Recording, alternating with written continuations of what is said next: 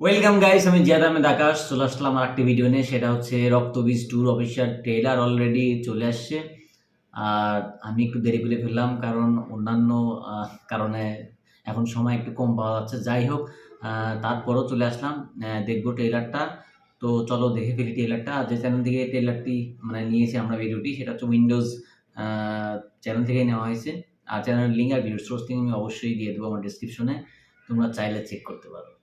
তো দেখি চলো কেমন হয়েছে trailer. Wow, Hands up! Gun down! মিনিও পুলিশ অফিসার। এবারে যা ভুল হয়েছে খয়রাগড় ব্লাস্ট কেসের পর এবারে যেন আর না হয়। অনেকগুলো কনস্পিরেসি থিওরির জন্ম হয়েছে। স্যার জেএসএম ওদের সুপার সেল অ্যাক্টিভেট করে ফেলেছে। সুপার ভাইকে সেল। মারতে পারলে না, তাই আমাকে মারার চেষ্টা করছো। এই হলো বিশাল ষড়যন্ত্র আছে। Lion king.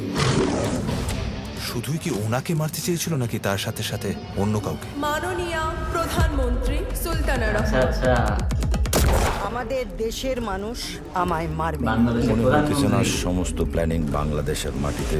তবে করছে কে? রাতে ঘুমাও না?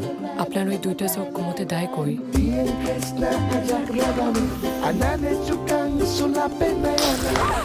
রোমান্টিক আছে। আর আগের মতো নাই।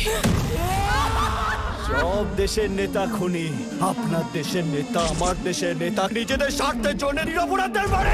কিছুদিনের মধ্যেই আমরা বাংলাদেশ যাব। প্ল্যানিং ইন্ডিয়াতে, কিলিং বাংলাদেশে। আমাদের বাংলাদেশে আবার পারমিশন চাইছে ইমিডিয়েটলি। Mission M2। ভালো অ্যাকশন আছে, দুর্দান্ত। এটা আমার ঘরের মামলা, আমরা ঠিক করব, ইন্ডিয়া না। প্রশ্নটা ইন্ডিয়া বা বাংলাদেশের নয়, সন্ত্রাসবাদীদের কোনো দেশ হয় না, তাদের একটাই পরিচয়, তারা সন্ত্রাস। শাবাশ। সন্ত্রাস দমন।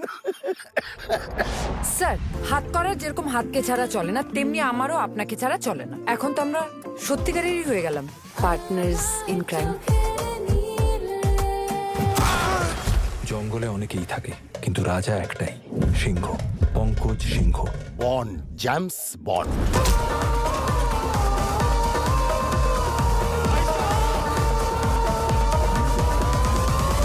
তুমি ধ্বংস করতে পারো স্মৃতিসৌধ, অস্বীকার করতে পারো সম্পর্ককে, কিন্তু ইতিহাসকে মুছে ফেলা যায় না।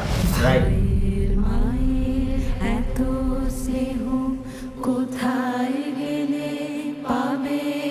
যতদিন গঙ্গা বইবে, পদ্মা বইবে,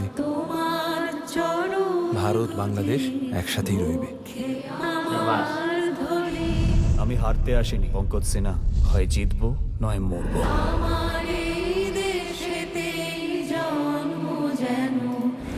ফিল্ম বাই নন্দিতা রয়। যাই হোক, মুভিটা আমার কাছে মনে হচ্ছে যে অনেক সুন্দর, কারণ এখানে স্লিপার সেলসের একটা ব্যাপার আছে। আর সবচেয়ে বড় ব্যাপার হচ্ছে অঙ্কুশ ভিলেন। আমার কাছে এটাই ভালো লাগছে, মানে কামব্যাক করছে, বাট একটা দুর্দান্ত ক্যারেক্টার নিয়ে কামব্যাক করছে। আমরা একটা ভিলেন সিনেমা দেখছিলাম অঙ্কুশের, ওখানেও দুর্দান্ত অভিনয় করছিল, প্লাস এখানে অনেক সুন্দর একটা অভিনয়। এই সিনেমাটায় অনেক কিছু আছে যেটা বোঝা যাচ্ছে, একটা ইতিহাস, একটা সুন্দর গল্প, রোমান্স, সব কিছু মিলাই কমপ্লিট, খুব সুন্দর। বাট সিনেমাটা আসছে রঘু ডাকাতের সামনে, এটাই হচ্ছে প্রবলেম, যে একদিকে রঘু ডাকাত দেবের একটা সিনেমা চলবে, সেখানে রক্তবীজ কতটা টিকতে পারবে এটাই বলা মুশকিল। যাই হোক, আমি একটা কথা বলবো, সেটা হচ্ছে আপনারা যারা রঘু ডাকাত দেখবেন তার পাশাপাশি অবশ্যই রক্তবীজ 2টা দেখবেন, কারণ প্রত্যেকটা সিনেমারই একটা ব্যবসা করার দরকার আছে। কারণ এটা যদি ফ্লপ হয়ে যায়, অঙ্কুশ আর কখনো হয়তোবা দাঁড়াতে পারবে না। ঠিক আছে? তো আমি চাই সিনেমাটা যাতে সুপারহিট হয়ে যায়, যাতে অঙ্কুশ নেক্সট আরও সুন্দর সুন্দর ক্যারেক্টার আমাদের সামনে প্রেজেন্ট করতে পারে। আর আমার কাছে ওভারঅল ট্রেলারটা দেখে গল্পটা অনেক ভালো লাগছে, গল্পের প্লটটা অনেক সুন্দর, সব কিছু মিলায়ে খুব সুন্দর। আর ট্রেইলার অসম্ভব সুন্দর, অসম্ভব। একটা ট্রেইলারে যা থাকা দরকার একটা মানুষকে অ্যাট্রাক্ট করার জন্য, মুভিতে মানে সিনেমা হল অবধি নিয়ে যাওয়ার জন্য সব কিছুই আছে সুন্দর। একটা গানও দেখতে পেলাম, একটা আইটেম সং যেটা নুসরাত করেছে।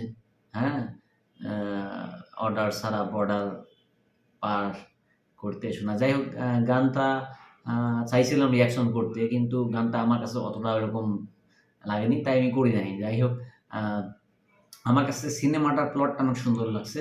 আপনাদের কাছে কেমন লাগছে অবশ্যই কমেন্টে জানাবেন। আর অবশ্যই যাবেন সিনেমা হলে দেখতে সিনেমাটা। তো আজকের মতো বিদায় নিচ্ছি। দেখা হচ্ছে পরবর্তী ভিডিওতে। সেই পর্যন্ত ভালো থাকুন, সুস্থ থাকুন। আল্লাহ হাফেজ।